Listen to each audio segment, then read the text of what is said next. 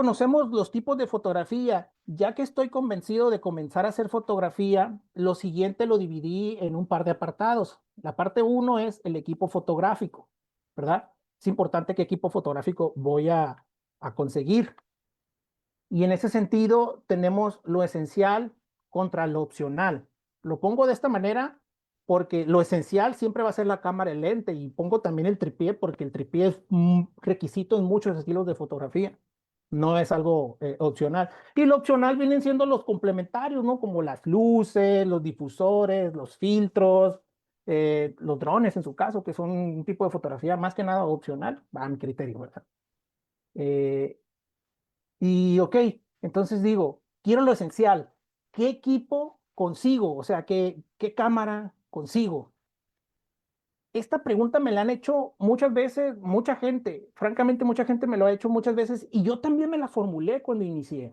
Cuando inicié a hacer fotografía también me formulé qué equipo consigo, qué cámara necesito. Aprendí en muchas ocasiones a prueba y error. Y por eso aquí quiero hacer una pausa y reflexionar un poco.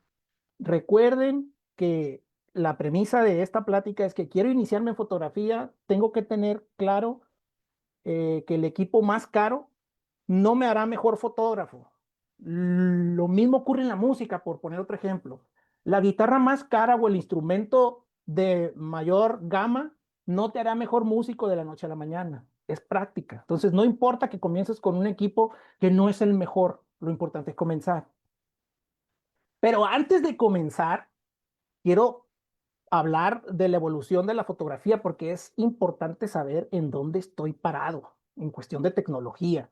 Hay un montón de cámaras, un montón de modelos que hasta para uno mismo le es difícil ya saber cuál es lo más nuevo, ¿verdad? La fotografía ha evolucionado bastante, la tecnología avanza y avanza y es difícil saber qué es lo más reciente. Por eso consideré importante mostrarles una línea del tiempo muy resumida que incluye los mayores cambios en la historia de la fotografía. Y para esto me voy a remontar a la década de los 80, para tenerlo todos más o menos el mismo panorama. En los 80 salen estas cámaras, se vuelven muy populares, las cámaras SLR, que es a partir del modelo que se están basadas las cámaras actualmente. SLR hace referencia a Single Lens Reflex, quiere decir que son cámaras de lentes individuales intercambiables y reflex hace referencia a que la fotografía se hace a través de reflexión de la luz, ¿verdad? Ahorita vamos a ver más adelantito, un par de láminas más, el esquema este, de cómo es, por qué se llaman reflex. Estas cámaras fueron muy famosas. Yo creo que los que estamos en los 30 pasaditos o incluso un poco antes, hemos tenido contacto, hemos visto estas, al menos en museos, son las cámaras que utilizaban rollos, y estos rollos venían los negativos, ¿verdad? Entonces la luz se grababa en los negativos y posteriormente las llevabas a los centros comerciales que hacían revelado y en una hora te tenían las fotografías, unas pequeñas, ¿verdad? Bueno, esas son las cámaras, esos son en los 80. En los 90 comienzan, da un salto la tecnología fotográfica y Sony, Kodak comienzan a innovar con cámaras que prescindieron de los rollos, es decir, ya no utilizaban rollos, el rollo fue reemplazado. Es decir, los rollos con los negativos fueron reemplazados por sensores. Estos sensores les llamaron sensores tipo CCD, que en español hace referencia a un nombre de dispositivo de carga acoplada, si mal no recuerdo. Y a manera de resumen, es como el ojo electrónico de la cámara, ¿no? El sensor detecta la luz y la convierte en una señal eléctrica que graba la imagen, ya no en el rollo, pero sí en los dispositivos de almacenamiento. En ese momento, en los 90, se utilizaban los disquetes. Pongo esta imagen de la cámara porque ahí se ve que te pide un disquete de 3.5 pulgadas, ¿verdad? Francamente, a mí no me tocó ver estas cámaras nunca, pero es el salto tecnológico que hubo.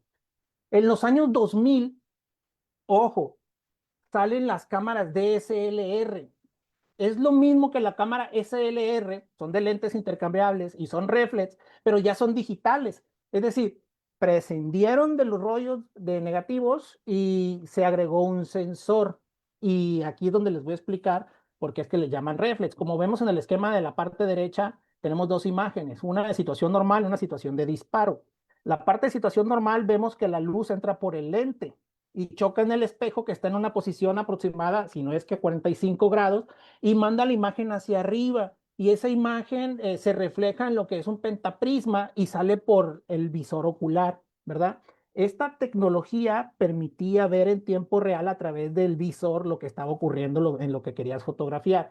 Del lado derecho es la situación de disparo. ¿Qué pasa con la situación de disparo? Pues el espejo se levanta y las cortinillas que cubren el sensor, sí, el sensor, que es la raya azul, se abren y entra la luz del sensor y se guarda en el sensor y el sensor la procesa, no se guarda, la procesa y la guarda en la tarjeta de memoria. Básicamente es eso, ¿verdad?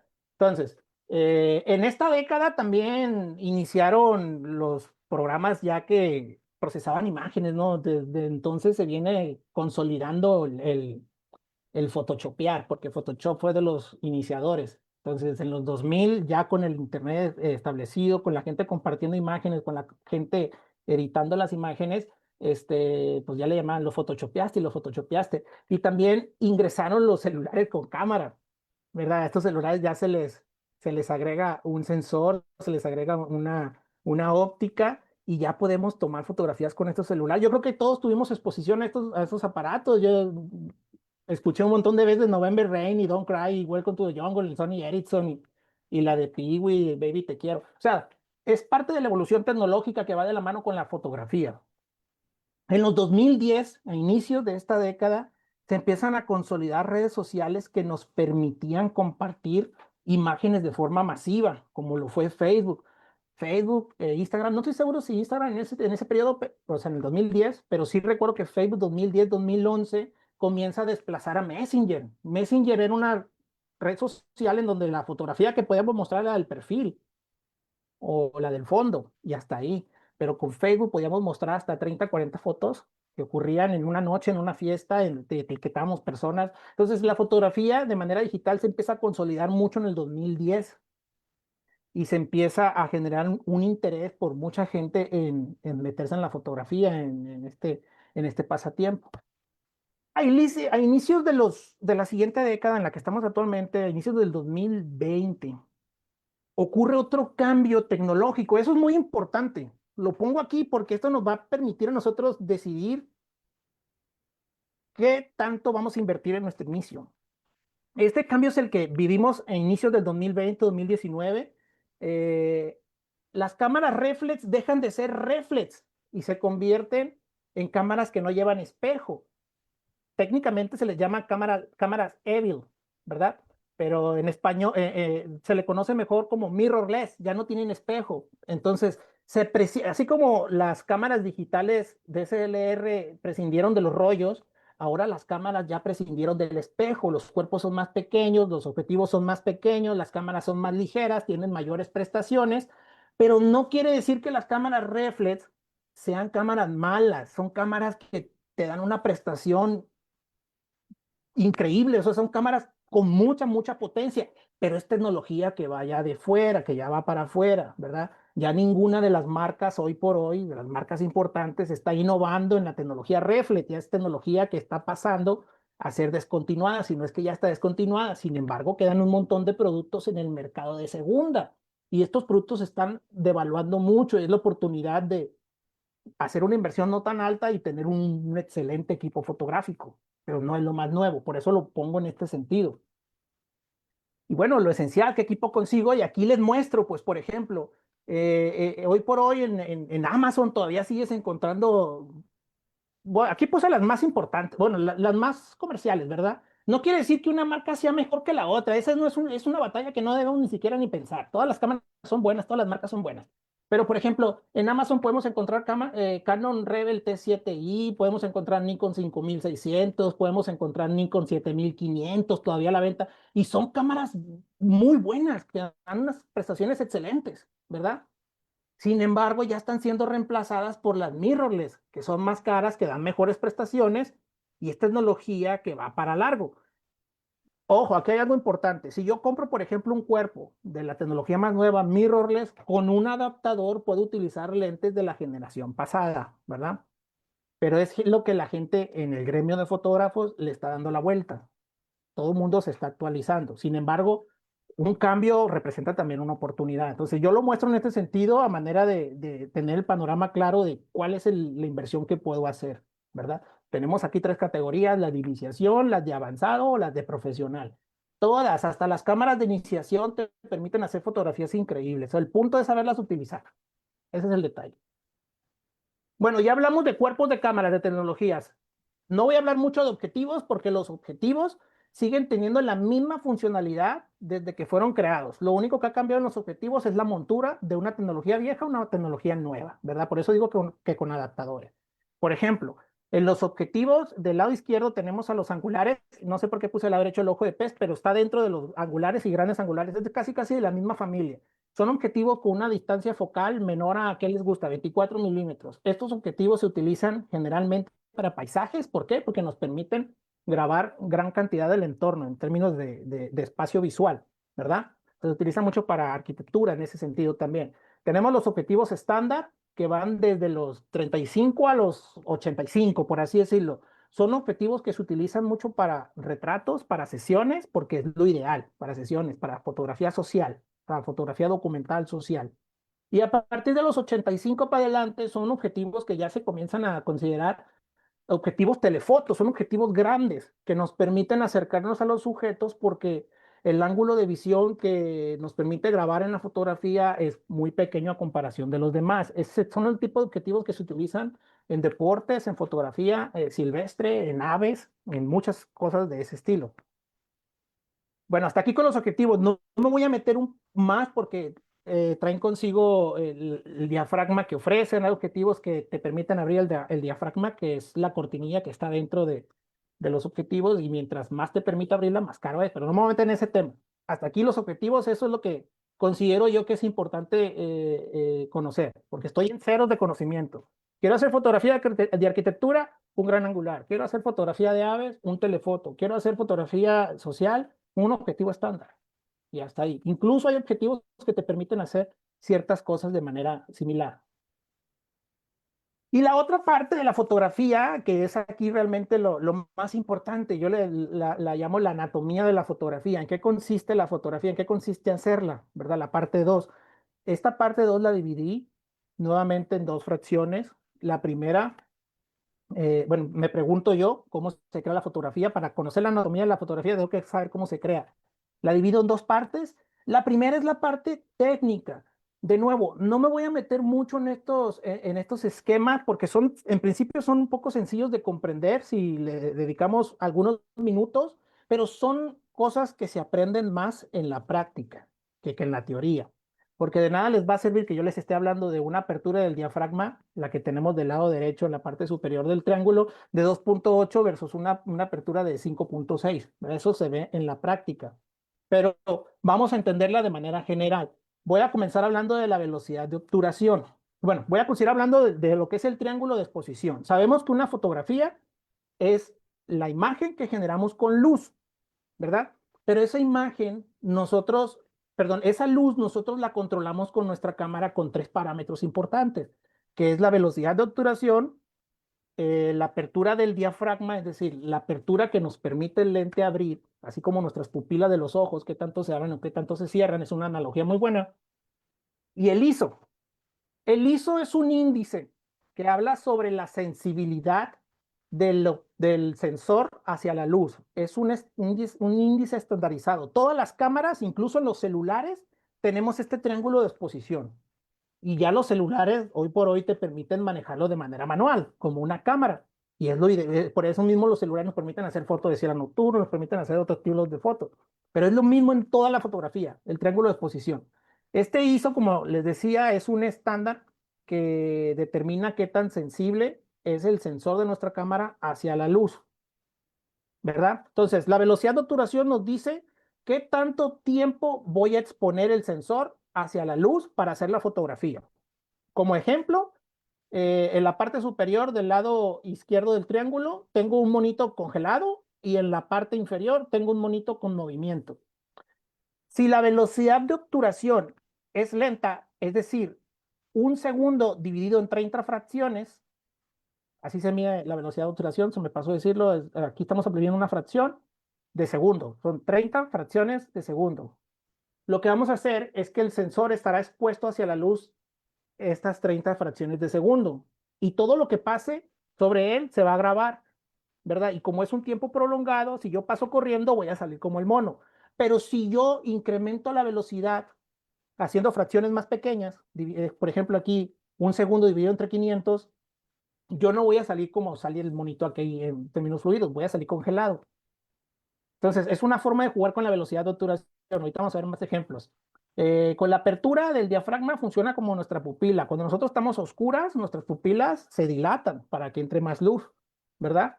Y cuando estamos durante el día bajo el sol, se cierran y vemos todo enfocado. Es algo similar. Bueno, el ISO trae consigo que si uso ISOs altos, tendré un costo. Es decir, yo estoy haciendo que mi sensor sea más sensible hacia la luz para que agarre más luz. Sin embargo, el costo lo voy a ver en la fotografía. Voy a ver una clase de granulado sobre la fotografía. Ese es el mentado ruido. A mayor ISO, mayor luz en el sensor, pero mayor ruido. A menor ISO, menos ruido. Es decir, una fotografía con más calidad, pero menos sensible hacia la luz, ¿verdad? Entonces, por eso les comento, esto es como que más sencillo comprenderlo en la práctica más que en la teoría. Este es otro esquema, es el mismo esquema que vimos anteriormente, pero acomodado de diferente manera, nomás que les pongo un ejemplo, aquí la del colibrí. Miren, esta foto del colibrí la hice con un telefoto, con este telefoto, que me permite a mí tener una distancia focal de 380 milímetros. Para que se den una idea, yo estaba retirado de ese colibrí alrededor de unos 6 metros, 5 metros de distancia de ese colibrí. Con 380 milímetros logré esto.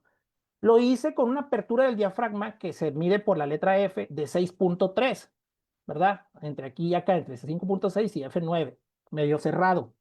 Y lo hice con una velocidad de un segundo dividido en 1250 fracciones. En ese periodo de tiempo, en ese corto periodo de tiempo es lo que el sensor estuvo expuesto para hacer la fotografía, ¿verdad? Por lo mismo tuve que sacrificar ISO porque es muy poco tiempo para que el sensor capture luz. Entonces yo tuve que sacrificar ISO y lo llevé de 100, lo llevé a 640. Y así obtuve la fotografía del colibrí con las alas congeladas. Es un ejemplo. Esto, si gustan, lo vemos en una sesión práctica y no solamente con ejemplos de colibrí, sino con muchos otros más ejemplos para que se vaya apropiando, para que se vayan apropiando del conocimiento. La otra parte, la segunda parte de la anatomía de la fotografía es la parte creativa. No voy a hablar mucho de esto porque, insisto, hay muchísima información en el Internet.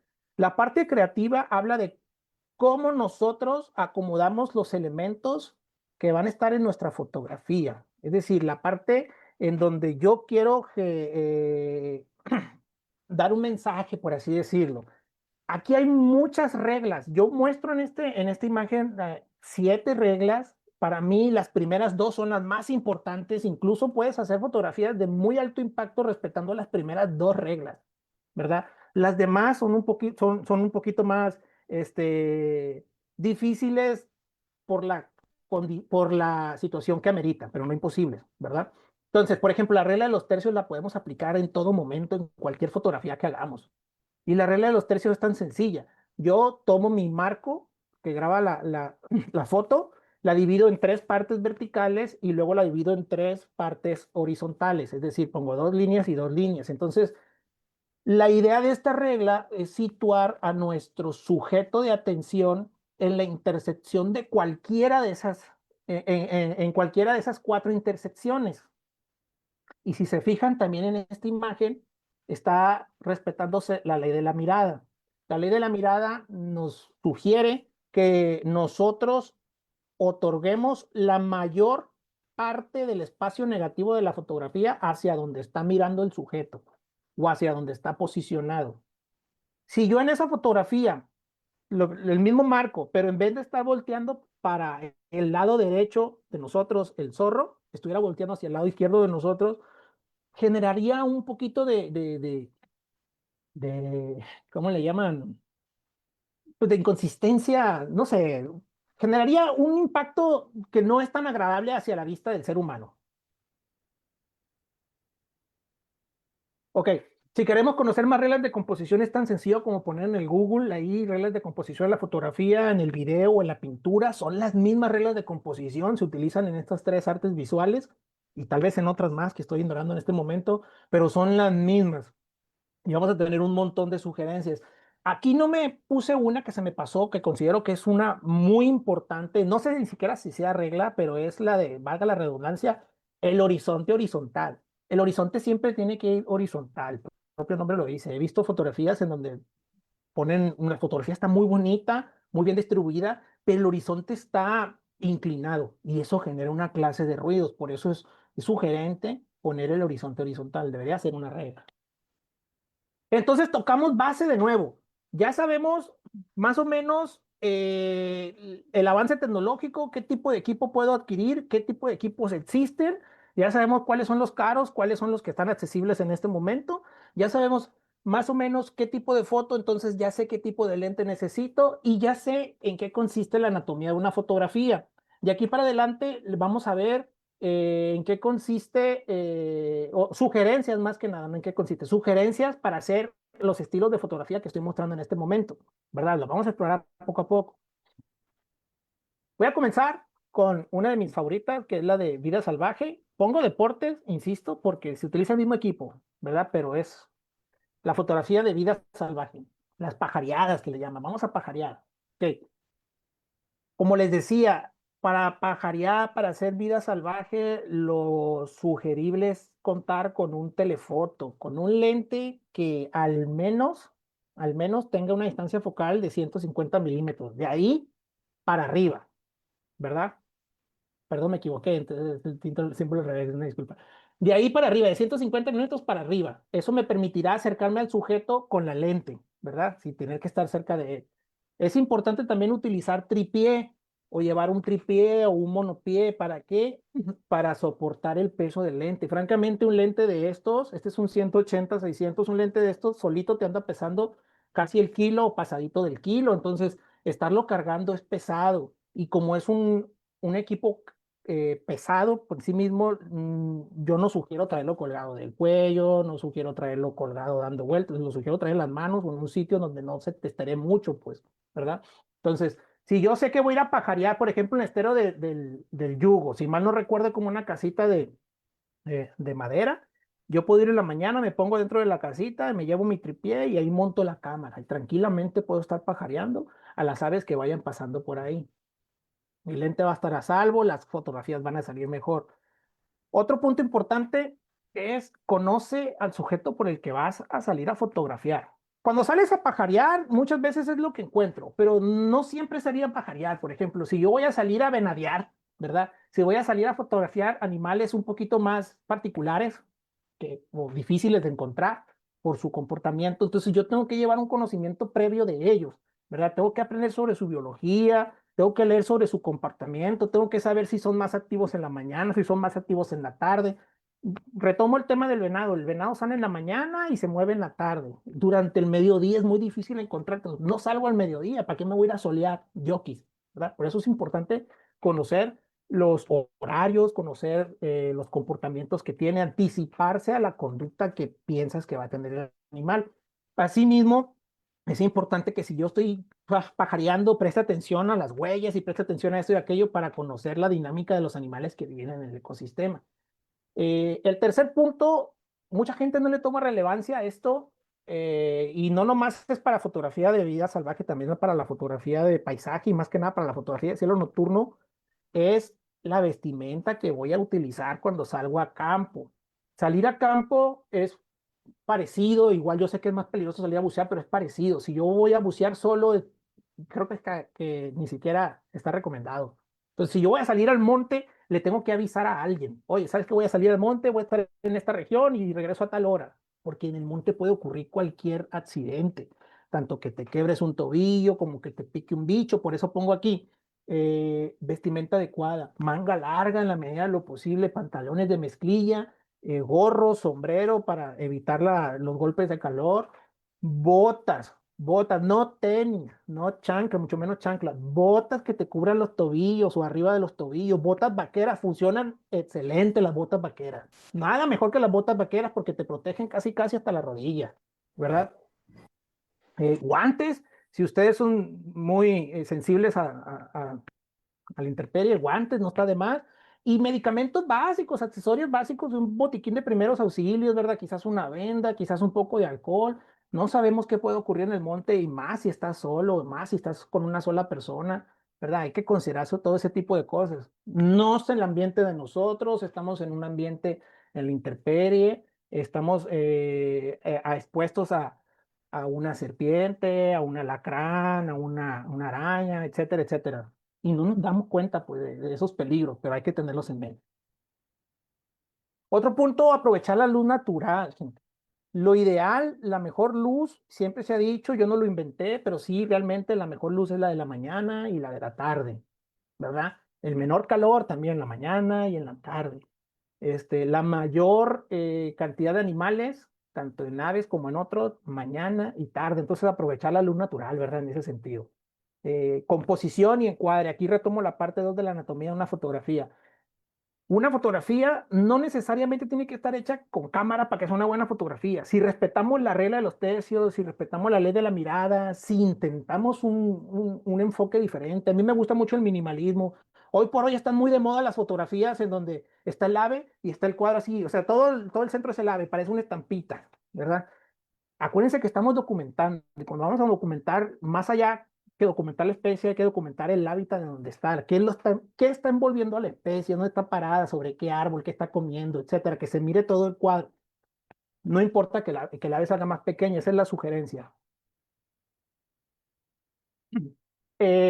Punto 6, la técnica de disparo. Tenemos que dominar el triángulo de exposición. Y lo digo porque en la fotografía de vida salvaje son momentos fugaces en los que tú llevas la cámara en tus manos, levantas la mirada, viste un animal y quieres levantar la cámara y para cuando la levantaste el animal ya se fue. Por eso es importante manejar la velocidad de obturación, el ISO, la apertura del diafragma, pero eso no se hace en la teoría, eso se hace en la práctica, ¿verdad? Entonces hay que dominar el triángulo de exposición. Las cámaras hoy por hoy ya traen modos que son automáticos. No tiene nada de malo usar el modo automático, por algo lo están en las cámaras, no tiene nada de malo, pero hay que manejar el modo manual porque nos permite apropiarnos más rápido de nuestro pasatiempo, apropiarnos más rápido de la herramienta, la vamos a explotar de mejor manera, ¿verdad? El punto 7, también bastante importante, paciencia y mucho respeto a los animales. La fotografía de vida salvaje no se trata de perseguir. Si yo veo una serpiente y no la alcancé a fotografiar cuando tuve el momento y la serpiente se va, yo no la voy a perseguir. No se trata de perseguir, no se trata de acosar, ¿verdad? No se trata de matar a un bicho y acomodarlo como que está vivo ahí puesto para tomarle la foto. He visto casos de ese estilo y la verdad es que eh, eh, pues son una tragedia, ¿verdad? Entonces, no se trata de perseguir, sino de esperar, de saber leer el ecosistema, de saber apropiarnos del entorno, ¿verdad? De eso se trata, de respeto. Ética ante todo, como les digo, si estoy en un área natural protegida, no voy a ir, esto ya es criterio personal, ¿verdad? Pero no voy a ir fumando, tirando los cigarros, no voy tirando la envoltura de las galletas, no voy tirando esto, no voy tirando aquello. Tengo que respetar las normas locales. Por ejemplo, si estoy cerca de un rancho, voy con el ranchero y le digo, ¿sabe qué? Oiga, soy fulano, me gusta la fotografía, me gustaría salir aquí a andar en sus tierras para que lo tenga en mente, aquí va a estar mi carro y respeto sus normas, ¿verdad? Recuerden que primero es la naturaleza, después los habitantes de la región y después está la fotografía, gente. Fotografía de paisaje. Me voy a enfocar más que nada en la de cielo nocturno porque la de paisaje de día es muy similar, solo que usa otras velocidades, ¿verdad? Pero es muy similar en ese sentido. La fotografía de cielo nocturno muchas veces lo utilizamos para documentar sucesos. Estas dos imágenes que vemos ahí en la lámina son cometas, son distintos cometas. El del lado izquierdo es el Chunchinchan Atlas y el del lado derecho fue el Leonard, ¿verdad? Como ustedes pueden ver, son de paisaje, son de noche, es lo que les comento de los puntos que ya hablamos. tenemos que planear la sesión. Estas sesiones no son de voy a ir a tomarle foto a la Vía Láctea, voy a ir a tomarle fotos al cometa y agarro las llaves del carro y subo la mochila con la cámara y me voy. No, hay que planearlo. Y dentro de la planeación, gente, es muy importante conocer previamente el sitio, porque voy a estar de noche, las fotografías son de noche, hay un montón de peligros, un montón de bichos con hábitos nocturnos, bichos que nos pueden picar, no por querer hacernos una maldad, que nos pueden picar porque nosotros estamos metiéndonos en su hábitat, ¿verdad? Entonces tenemos que conocer el sitio, decirle a una persona, oyes, a mi pareja, a mi mamá, a mi papá, oye, ¿sabes qué? Voy a salir a hacer fotografía de cielo nocturno, voy a estar en esta área, regreso a tal hora, siempre, avisarle a alguien. Eh, Parte de la planeación es apoyarse en, sorry. Parte de la planeación es apoyarse en aplicaciones que nos van a permitir cerciorarnos que el grado de éxitos será lo más alto posible. Por ejemplo, están las aplicaciones que son mapas estelares que nos dicen a qué horas la Vía Láctea sale del horizonte, a qué horas está vertical, que nos dicen a qué hora sale la luna, que nos dicen a qué hora sale el cometa, dónde lo puedo ver, ¿verdad? Las primeras dos de la izquierda son esas. Stellarium es gratuita y Photopills es de paga. Yo, francamente, no he utilizado Photopills porque Stellarium sobra, gente. Es gratuito y sobra. Y puedes descargar la aplicación o puedes meterte a la página, ¿verdad? La tercera es una aplicación de clima. Puse Windy porque creo que es la más famosa, pero hay muchas más. Esta aplicación nos permite saber si la noche estará nublada o no estará nublada, porque tú puedes ver el cielo claro durante el día y asumir que va a estar así despejado en la noche, vas y se nubló. Y ya la vuelta la diste de ok, ya recorriste 30 kilómetros para hacer fotos de cielo nocturno, pero está nublado. Y créanme, ocurre mucho más frecuente de lo que debería de ocurrir. También tenemos la brújula, o sea, no es una aplicación propia, es una brújula. Todos los celulares traen brújulas consigo. Estás de noche, muchas veces te puedes nortear, no sabes cuál es el norte, el este, el sur, el oeste. Entonces, con la brújula más o menos te acomodas. Generalmente las aplicaciones que son mapas estelares ya traen consigo una brújula, ¿verdad? Pero si no, pues la del celular. Sabemos que la Vía Láctea, lo digo porque sabemos que la Vía Láctea siempre va a salir por el lado sureste, siempre, en nuestro hemisferio norte, entonces la brújula. O que la Luna sale siempre por el este o cerca del este, por la brújula. Y lo comento en ese sentido, es importante. Equipo recomendado, ya les dije yo previamente que para hacer paisaje necesitamos lentes angulares, en ese sentido, lentes menores a 50 milímetros, ¿verdad? Lentes menores a 50 milímetros y que en la medida de lo posible sean luminosos, es decir, que nos permitan aperturas del diafragma menores a 4 y usar tripié, porque como son fotografías de larga exposición, ¿verdad? Entonces no podemos mantener la cámara en la mano sin moverla durante 20 segundos. Necesitamos posicionar la cámara en un tripié, decirle a la cámara que haga la fotografía durante 20 segundos y evitar que la cámara se mueva para evitar que la imagen tenga trepidación, ¿verdad?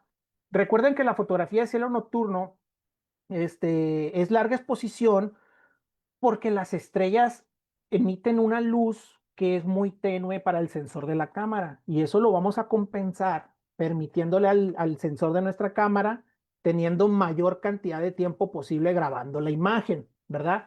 Por eso también necesitamos que el lente sea luminoso, que te permita abrir el diafragma lo más posible. Y también sacrificamos ISO, es decir, incrementamos la sensibilidad del sensor de nuestra cámara para que mayor cantidad de luz incida en nuestro sensor, ¿verdad? Generalmente el resultado crudo, el archivo crudo que obtenemos de la cámara en estas fotografías es un archivo que se tiene que trabajar sí o sí en un revelado digital, es la postproducción. En esta plática no vamos a hablar de este aspecto porque es un aspecto muy a fondo, pero los programas más comunes son los de Adobe, el Lightroom y el Photoshop, ¿verdad? Cada quien tiene un estilo de revelado, cada quien tiene derecho a revelar como ellos prefieran. No hay un revelado mal, por así decirlo, salvo los que están bien exagerados. Nunca hay que exagerar con el revelado, gente. Y luego viene también la parte de la composición creativa. Esto va acompañado en todas las fotografías. Si nosotros respetamos, insisto, la ley de los tercios, la ley de la mirada, vamos a tener muy buenas fotos. No necesitamos respetar más. Incluso las mismas cámaras traen incorporadas las líneas en su visor para identificar las intersecciones, ¿verdad? Entonces, nomás respetar eso. Y como composición creativa puedes agregar en un primer plano, ya sea montañas, una casa, un árbol, personas. Hay personas que les gusta fotografiarse con la Vía Láctea, agarran una lámpara y son bonitas fotos, ruinas, una tumba, etcétera. Y para complementar y que sean de mayor impacto las imágenes, podemos utilizar luces suaves que nos permitan iluminar el primer plano. Por ejemplo, la imagen que estoy mostrándoles en la lámina, el primer plano es el cardón y los arbustos que están alrededor de él. La fotografía fue de noche. Yo iluminé intencionalmente esa parte del primer plano con una lámpara RGB que llevaba en la mano, una lamparita pequeña RGB, la puse al 1% de intensidad para que se den una idea. Si tú pasas la lámpara del celular así, vas a quemar la imagen, porque pues, son imágenes que se están creando con mucho tiempo de exposición, con grandes aperturas y con ISOs elevados. Por eso les digo, con luces suaves podemos iluminar el primer plano y van a generar más dinamismo en la imagen, pues en la fotografía. Un segundito.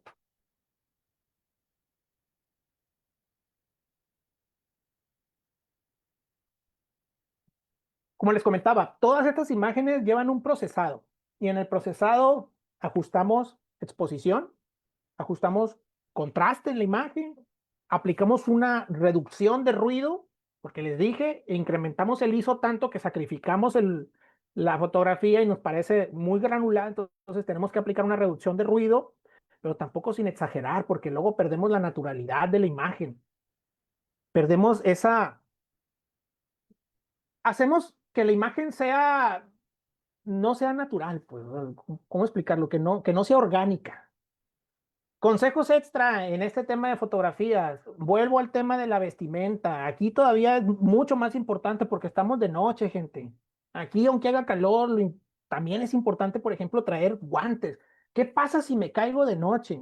Pues lo primero que voy a meter son las manos y como estoy de noche no sé dónde las voy a meter. Entonces hay que protegerse. Hay que protegerse ustedes mismos. Llevar baterías de sobra, tanto de la cámara como de las lámparas que llevamos. Ahí pongo lámparas se sugiere utilizar lámparas con esas que van acá en la cabeza, con una luz roja, ya que como estamos de noche, no nos dañamos ni la vista nosotros, ni alteramos mucho la imagen de la fotografía. Y paciencia, gente, mucha paciencia. Cada sesión, cada salida de noche a hacer fotografía es un aprendizaje. Yo tengo haciendo fotografía de cielo nocturno ya varios años y francamente, la mayor cantidad de ocasiones que he salido, me he regresado con resultados que no me satisfacen a mí, que no me satisfacen a mí. Y es parte de la curva de aprendizaje, es prueba y error, ensayo y error, ensayo y error. Por eso les digo, cada sesión es un aprendizaje. Si ustedes pueden salir junto con amigos a hacer ese tipo de fotos, vayan porque comparten consejos, se sugieren esto, aquello. Si no, ni modo, hay que ir solos, ni modo, pero hay que hacerlo. Alguien lo tiene que hacer. Bueno, y ya nos pasamos al tema de la fotografía documental. Yo les comentaba que la fotografía es documental en todos los tipos de fotografía, pero hay una fotografía que es documental propia, ¿verdad? En donde estamos documentando el cierto tipo de actividad, cierto tipo de evento cultural, cierto tipo de conjunto social, ¿verdad? Y en la fotografía documental es muy importante investigar previamente el contexto de dónde me voy a ir a parar, ¿verdad? Tengo que conocer el tema, tengo que conocer la comunidad, tengo que aprender la historia de la comunidad. No nomás es ir con la cámara colgada del cuello para tomar fotos, no, hay que involucrarse, comprender, para respetar las costumbres, para respetar las problemáticas, porque nosotros cuando vamos a documentar algo, tenemos que hacer la documentación de lo que orgánicamente está ocurriendo, incidiendo en ese momento. La intención es contar una historia. Una fotografía es un relato visual. Cada elemento que está dentro de la fotografía tiene que aportar algo a lo que nosotros queremos decir con la imagen, ¿verdad? Estas fotografías de pesca son parte del proyecto del que comentaba Oscar, que lo propuse al programa PACMI, que es un programa federal que apoya artes conceptuales. Entonces yo propuse el tema de la fotografía, la pesca ribereña que se realiza en Santa Rosalía, ¿verdad? Aquí el compa que estamos viendo es mi amigo Canelo. Me gustó mucho la imagen porque traía la camisa sin que yo se lo pidiera. Es uno de los mejores pescadores que hay en Santa Rosalía. De hecho, según él, le apodan el rey de la baqueta. Y vean lo que dice la camisa sin pedirlo, el mijito le entiende. O sea, es parte de la narrativa visual que trae la imagen. Hay que tener como tercer punto respeto y empatía. Hay que pedir permiso a la gente que vamos a fotografiar. Si las vamos a fotografiar directamente, hay que pedirles permiso porque podemos, a percepción de ellos, faltarles el respeto o a percepción de ellos molestarlos. Por eso es importante pedirles permiso y no generar ese sentimiento de ser un ente ajeno, invasivo. En la fotografía documental, como en todas, pero aquí más que en casi todas, es muy importante la composición con intención, ¿verdad? Hay que respetar la regla de los tercios porque nos permite mostrar los elementos de una escena de forma ordenada. La ley de la mirada, las líneas guía, el horizonte horizontal. No hay que preocuparnos tanto por la parte técnica de la imagen, ¿verdad? No hay que priorizar lo técnico, lo perfecto, lo full nítido. Hay que priorizar el suceso. Por eso es importante tener destreza ya previa al momento de hacer fotografía, manejar el triángulo de exposición a diestra y siniestra. En este tipo de fotografías, se sugieren series fotográficas, porque una sola fotografía muchas veces no basta. Entonces, hay que ir pensando previamente en una colección de imágenes que describan un suceso. Por ejemplo, yo sé que en la pesca ribereña de Santa Rosalía se desarrollan 3 pesquerías y cada una utiliza un método de pesca distinto. Entonces, voy a hacer una serie fotográfica de cada tipo de pesquería, ¿verdad? Y las voy a acomodar de manera cronológica al momento de presentarlo. A eso se refiere. Y ética documental, lo decía más o menos al principio, no hay que manipular la escena, no hay que mucho menos montarlas para nada, no hay que alterar la realidad para, con aquella intención de que, voy a hacer la fotografía perfecta, tú ponte aquí, párate acá, voltea para acá y como que le hace el pescado. No. Pues en este tipo de fotografía la honestidad es lo mejor de lo mejor. El otro tema es la fotografía de retratos, de sesiones sociales. Es una fotografía con la que se puede trabajar en redes sociales hoy por hoy. Es una fotografía que es un lujo para la gente y deja dinero. Francamente, todas las personas que tengan equipos fotográficos y que se animan a hacer este tipo de fotografía para financiarse, no está de más considerar hacer fotografía de retratos o de sesiones. A manera de sugerencia, yo no soy un experto, francamente, haciendo fotografía de social así, pero conozco la premisa, ¿verdad? Y a manera de sugerencia es que tenemos que elegir bien la hora del día. Yo les mencionaba que tanto para la fotografía de naturaleza, vida salvaje, como para esta, la mejor luz, la del amanecer, la del atardecer, principalmente porque el sol no está pegando en el cenit, está acomodado de forma lateral, ¿verdad? Es a lo que va el punto 2. Hay que utilizar las luces existentes de manera lateral o de traseras para dar volumen. Utilizar reflectores, utilizar difusores de luz para los flashes que vayamos a implementar. Hay que escoger el lugar donde voy a hacer la sesión con la intención de dar de complementar al sujeto que voy a fotografiar, ¿verdad? Porque el sujeto se tiene que integrar al entorno, tiene que contar la historia de la foto. Y hay que cuidar la composición en todo estilo de fotos, hay que cuidar la composición, hay que aplicar, al menos yo pongo, insisto, regla de tercios, líneas naturales, usa un elemento de entorno, ¿verdad? Usa los elementos que están en el entorno para hacer juego con la imagen. Hay que llevar tripié, ahí tengo el mío. Bueno, estrategias para acelerar el aprendizaje. Ya hablamos de las fotografías que íbamos a abordar en esta plática. La más importante es la de naturaleza, y la documental. Estrategias para acelerar el aprendizaje en fotografía. Hay que practicar todo lo que se pueda practicar, ¿verdad? Hay que observar todo en todo momento. Puede uno practicar incluso sin cámara. No necesitas tener la cámara para practicar. Francamente, yo cuando hago fotografía de cielo nocturno, a mí me funciona de esta manera. Primero me imagino la imagen. ¿Qué es lo que hago? Voy conduciendo por la carretera y veo un cardón, o veo un árbol, o veo esto. Más o menos me ubico norte, sur, este, oeste, dónde me puedo parar, cómo se vería la imagen con la Vía Láctea de fondo, cómo se vería la imagen con la luna de fondo. Muchas veces las fotografías que yo hago nacen primero en la mente y después salgo y las hago con el equipo, pero cada quien funciona diferente. Entonces yo les digo a ustedes, incluso sin la cámara, cuando nosotros vamos caminando, hay que ir viendo más o menos los objetos que pueden ser de interés para fotografiar. También hay que ver, analizar, apreciar y valorar las fotos de otros fotógrafos, no para compararse con ellos, sino para tratar de comprender la dinámica creativa que ellos manejan. No está de más, no se trata de copiarle, ¿verdad? Y si le copias no pasa nada, estás aprendiendo una técnica, pero yo lo veo en el sentido de aprender la dinámica creativa que tiene cada quien funciona diferente. Hay que prestar atención como sugerencia, porque a mí me gusta hacerlo y a mí me ha funcionado. Hay que prestar atención, por ejemplo, a las películas que tienen premios en fotografía. Yo les he dicho a ustedes previamente que la composición, las reglas de composición aplican para video, para fotografía, para pintura y para otras cosas. Entonces, por ejemplo, hay películas muy buenas que tienen premios en fotografía, ¿verdad? Entonces, vemos las películas y hay que apreciar la forma en que distribuyeron los elementos dentro de la fotografía, dentro del video, cómo capturan los paisajes, cómo visten a las personas de acuerdo al entorno, cómo están posicionados, cómo manejan la cámara, a eso me refiero. Podemos aprender mucho de ahí, muchísimo. Otro punto importante, lo pongo separado, no hay que compararse con nadie. Jamás se comparen con nadie porque solamente te vas a sentir mal. Cada quien tiene una curva de aprendizaje individual. Con el único que debemos de compararnos es con nosotros mismos. ¿Qué tanto vamos mejorando nosotros mismos conforme pasa el tiempo? A eso me refiero con ver fotografías, aprender, apropiarnos de la técnica, pero hacerlas a nuestra manera sin compararnos con los demás. Cada quien es un mundo, cada quien mira el mundo de forma diferente.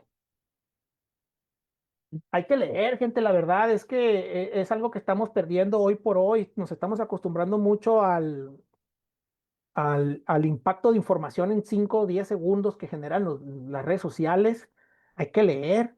En la teoría está toda la información que necesitamos para poner en práctica. Entonces hay que leer mucho, hay que mirar videos, tutoriales. En YouTube hay muchísimos creadores de contenido que hacen tutoriales para hacer fotografías muy completos, muy buenos.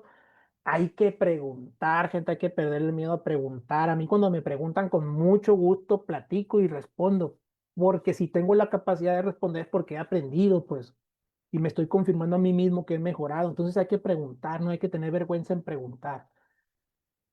Como sugerencia, vayan pensando ustedes mismos en proyectos personales.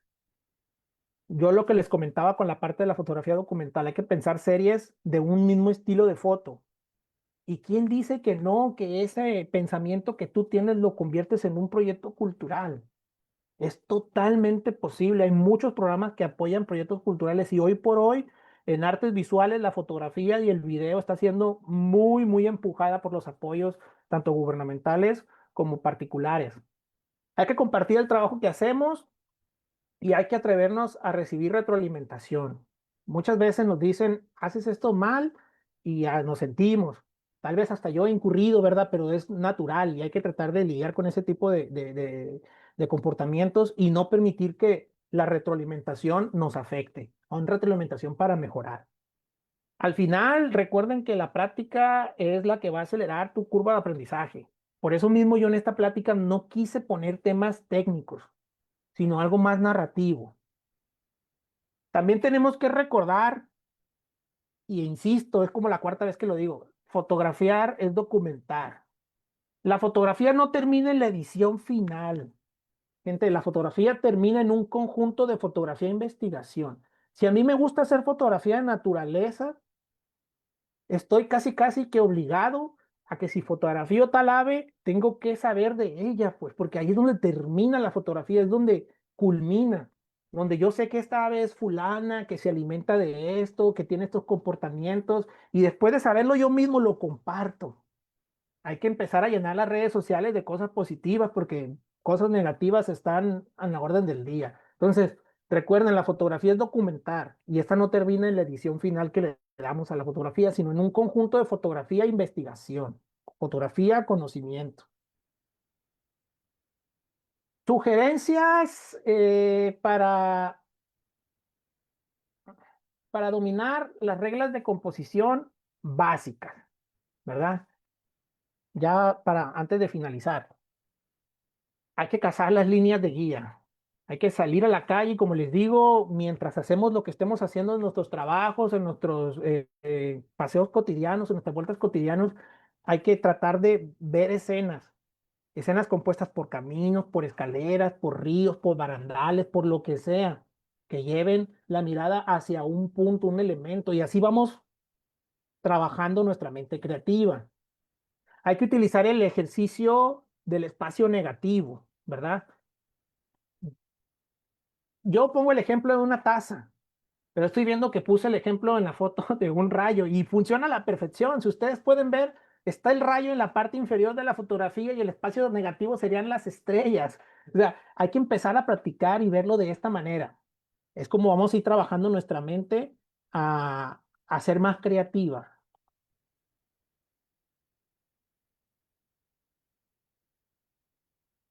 Perdón, ahí está. Las siguientes dos son el reto de los tercios. Hagan fotos como les he dicho, como les he venido sugiriendo, porque no lo inventé yo, francamente, son las sugerencias que da la teoría. Hagan fotos colocando siempre al sujeto en donde interceden los puntos, donde se generan los puntos, y luego hagan la foto, pero quitando al sujeto de ahí y aprecien la diferencia que habrá entre una y otra. Ustedes se darán cuenta que la distribución será más armónica si el sujeto está en los puntos de intersección. Lo mismo para la ley de la mirada. Y pongo esta fotografía de esta águila pescadora porque aplica para los dos ejemplos. Tenemos al águila pescadora del lado izquierdo y el espacio negativo del lado derecho, pero si nosotros vemos, el águila está puesta para viendo el lado más vacío, pues el espacio negativo y esto funciona. Si yo hubiera quitado, sí, perdón, si yo hubiera puesto al águila en el centro, el impacto visual fuera diferente y fuera menor. Eso es lo que dice la teoría. Y ya para finalizar, amigos, yo les digo que hoy por hoy la fotografía está más viva que nunca. El momento de empezar es ahora, gente. Hoy es el momento de empezar, nunca es tarde. No importa la edad, no importa el presupuesto, el momento de empezar es ahora. Si no, yo creo que todos tenemos un celular, entonces con el celular podemos ir practicando la composición, ¿verdad? No necesitamos una cámara para hacer fotografías que cumplan con las sugerencias de las reglas, entonces yo creo que todos podemos comenzar por ese lado. Y muchas gracias por acompañarme en esta plática. Muchas gracias nuevamente al equipo de Sirva, a Oscar y a todo su equipo. Y muchas gracias a ustedes por estar aquí. No sé si tengan alguna pregunta, con mucho gusto podemos platicar, responderlas. Pues muchas gracias a ti, Julio. Definitivamente nunca deja de sorprenderme todos los detalles que hay en cada cosa, ¿no? En mi caso, no tenía idea de todos los detalles que hay que considerar al momento de poder hacer una foto que cumpla con estas características tan impresionantes de tu trabajo. Y pues bueno, doctor, por parte del equipo de Sirva, nuestro más sincero agradecimiento. Ojalá puedas seguir compartiendo tu conocimiento con nosotros y con esta comunidad de gente que está interesada en este tipo de temas y que lo disfrutamos, ¿no? Muchas gracias. Algo que definitivamente me gustaría saber es cuándo vamos a poder ver tu galería Instantes del Mar. Esta galería, fíjate que la he presentado en un par de eventos culturales acá por Baja California Sur. La he presentado impresa en 3 eventos, creo. Entonces, no la he compartido en las redes sociales, pero prontamente lo voy a hacer, mi estimado Oscar. Ok, muy bien, muchas gracias. Pues quedamos ahí al pendiente. Y bueno, les quisiera abrir el micrófono para si alguien más quisiera hacer un comentario, alguna pregunta. Adelante. A ver, déjame ver. No los puedo ver a todos. Ok. Con confianza, amigo, con confianza. Estamos para aprender, Ujú. todos. Hola, Adelante, doctora. buenas tardes. Buenas tardes. Julio, pues muchas felicidades. Muchas gracias. Bien clarito tu explicación de todo, de cómo lo fuiste llevando la presentación. Es verdad, la fotografía no te deja muchísimas satisfacciones y yo te lo he dicho, yo quiero ser como tú, de aprender, quiero aprender la fotografía nocturna, que a mí me ha costado muchísimo trabajo. Bueno, aparte no he salido mucho a campo así de la fotografía nocturna, ¿no? Y con respecto a las aves, yo creo que es la más difícil captar una fotografía de ave. ¿Por qué? Porque tú la ves y en el momento que la ves y quieres agarrar la cámara, ¡pum! Ya no está o ya se Ya no volteó para está. otro lado, ya se metió entre las ramas, pero es gratificante ver cuando logras esa fotografía, ¿no? Claro. Entonces, pues yo ahorita yo creo que cuando hiciste la línea de tiempo, yo conocí las cámaras esas que tú mencionaste al principio y tuve algunas ahí porque siempre añoras tener una cámara, ¿no? Entonces, de algún modo o de otro me hice de alguna, pero sí ha pasado, conforme ha pasado el tiempo, pues ahorita hay una gama infinita que tú quieres comprar una y no hayas ni cuál. Y entre más salen, pues con más avanzadas, más los objetivos y todo, ¿no? Que es lo más caro. La cámara, como sea, la podemos obtener, pero lo que es los objetivos, pues sí, son un poquito más caros. Y pues es verdad, ahora los teléfonos traen una cámara que podemos tomar una fotografía. Entonces eso nos puede dar, para los que a lo mejor no tenemos un equipo muy eh, pues costoso, grande o bien o muy bueno, podemos usar el teléfono. Y es eso, la fotografía documental está en todos lados y sobre todo en la naturaleza que hoy cada vez se está deteriorando por el crecimiento de las poblaciones, las viviendas, los campos agrícolas. Si vemos para el sur, cómo aquí se quita de Villa Unión estos bagueyes, los, Ujú. para el licor, cómo han estado acabando, cómo acaban con los espacios pues de todo el monte para cultivar esa parte. Entonces, pues documentar es lo bueno para poder hacer esa crítica, esa denuncia, ¿no? No nada más la fotografía bonita. Pues muchas felicidades y algún día que vengas para acá tienes que dar ese taller de fotografía nocturna para irnos, ¿verdad, Oscar? Sí, Sí, definitivamente, doctora. Yo estoy ya apuntado desde hace años esperándolo. Sí. no, claro. Sofía, me da mucho gusto saludarte, la verdad. Fuiste una de las mejores maestras que tuvo la Facimar. Me da mucho Ay, gusto saludarte en todos los espacios que se pueda. Me gustaría complementar un poquito lo que dices. Es cierto, la fotografía de aves es muy complicada en el sentido de la destreza que demanda, ¿verdad? sí, Porque no solamente es traer la cámara, también es tener fortaleza en el cuerpo para soportarla por un par de horas caminando. Suena sencillo, pero ya cuando estás en la práctica, las cosas son distintas.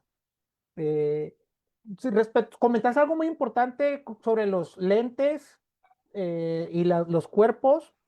Yo creo que no debemos de tener tanto miedo en comprar una óptica porque es lo que menos se devalúa en el equipo fotográfico. ok. Entonces, por ese lado, no hay que tenerle tanto miedo. Si podemos comprarlo, yo soy partidario de comprar las cosas cuando se puede usadas, no hay Ajá, problema, que estén en la mejor condición posible. Porque a final de cuentas, cuando yo quiera dar un salto, yo sé que la óptica no ha perdido tanto valor. ajá. Y entonces recupero la inversión, pero no ocurre con los cuerpos de cámara. Por eso le di mucha importancia No, a la línea histórica para saber en dónde estamos parados en cuestión de los sí, avances tecnológicos, porque a pesar de que uno está involucrado en este tema de la fotografía, muchas veces no sabemos ni qué es lo más nuevo. no. Y es Entonces, verdad, eso, la parte en los usados, pues sale un poquito más económico, ¿no? L- sí, Pero fíjate, hay una duda, alguien me dijo por ahí que, por ejemplo, comprar una cámara usada es riesgo porque todas las cámaras traen un cierto número de disparos. claro. No sé qué tan cierto sea. Ajá. No, sí es cierto, sí es cierto. Mira, voy a retomar la imagen nomás para esta imagen. Eso es muy verídico en temas de tecnología DSLR, Ujú. en tecnología DSLR, en el sentido de que cuando se hacía la fotografía, el espejo se levanta y las cortinillas, es decir, el obturador se Ah, abre y se ya. cierra, Sí, ¿verdad? sí, sí. Entonces, es como en estos tipos de cámaras podemos medir el uso que tienen sobre ellas. Sí. Es como el kilometraje de un carro, pues. Ajá. No hay manera Ah, de ya. ocultar las ocasiones que la No, cortinilla se ha abierto y se ha cerrado, sí. ¿verdad? Entonces, eso nos da un cierto índice de qué tanto uso tuvo el equipo. Ah, Pero en los ok. equipos nuevos, en la tecnología nueva, ya no tenemos ese obturador. Ahora es electrónico No, todo. sí, No sí, hay un es más. desgaste mecánico. Ajá. No hay un desgaste mecánico. Claro que el número de fotografías que ha hecho el equipo es un indicador directo del uso que ha tenido, ¿verdad? Ujú. Pero si nosotros nos aseguramos que el equipo está en buenas condiciones, que el propietario es una persona responsable, que cuida a su equipo, Lo yo que echa diría que la no hay que tener cámara, la tanto miedo. bolsa y chun. No, Porque así somos. Traemos la bolsa colgada y andamos así, ¡pum! La metemos ahí, ni siquiera envuelta en un paño ni nada. y hay mucha gente que trae la cámara colgada del cuello. A mí no me Sí, gusta. Yo en lo personal no me gusta traerla colgada del cuello porque la cámara va botando así en cada paso que sí, da. Y eso es daño que va recibiendo, que va acumulando el equipo. sí. Pero sí es cierto eso que te comentaron, lo del obturador. Es Ah, totalmente cierto. ok. Bueno, pues haremos el ahorro para comprarnos ese lente, Sí, ese no tengas lente. miedo. Es lo que Sí. menos pierde valor el lente, francamente. Ah, ok. Pues muy bonita ojalá y sigan más exposiciones de estas, Oscar, Sí, para seguro que sí. aprender. Todos los días aprendemos algo. Todos los Seguro días que sí, se de todo. doctora. Doctor Julio, tenemos una pregunta acá en Facebook de parte del doctor Daniel Colín que comenta que ¿qué es lo más importante para una buena fotografía? ¿La luz o el enfoque? Mira, podemos tener una fotografía, Colin, bien enfocada, pero si la distribución no es armónica, la composición no es armónica, va a carecer de un impacto visual. O sea, el impacto visual va a ser inmediato por el enfoque, ¿verdad? Ujú. Yo lo he dicho muchas veces y bueno, por cada quien tiene un criterio propio, pues a mi criterio creo que la distribución de los elementos dentro de la imagen Menos es más. son más importantes. Es el aspecto creativo. Sí. Porque el enfoque, ya los equipos actuales te garantizan un enfoque sharp, o sea, full nítido y así, o sea, pero si no tenemos ese aspecto creativo, va a carecer de ese impacto del que estoy hablando de la fotografía. Entonces, a mi criterio, creo que es más importante la composición. De acuerdo. Muy bien, muchas gracias. Pues acá tenemos a Alma que dice, no tengo audio, pero felicidades de parte de la del equipo de Fundación Hagamos Más. Tus fotos Ah, son un saludo. increíbles. Saludos, Alma, saludos. Muchas gracias por estar aquí, directora. Pues bueno, yo no sé si alguien más tiene alguna duda. Marieli, ¿tenemos a alguien en Facebook haciendo alguna pregunta?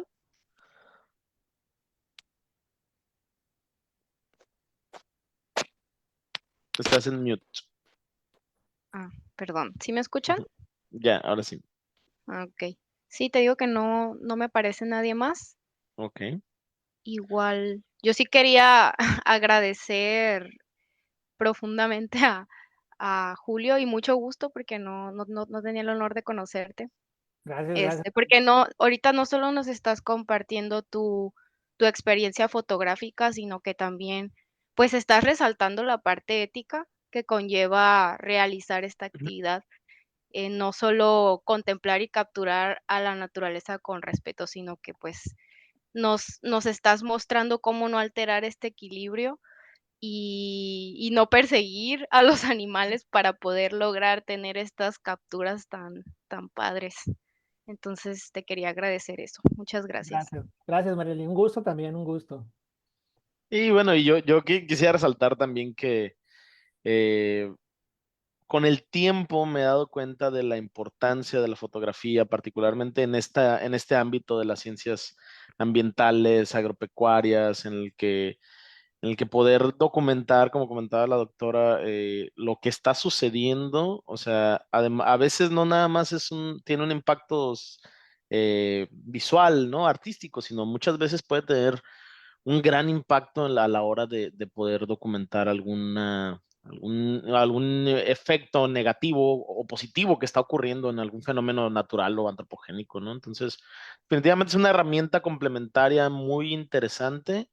Y bueno, pues te agradezco también mucho como la forma en la que nos lo compartiste.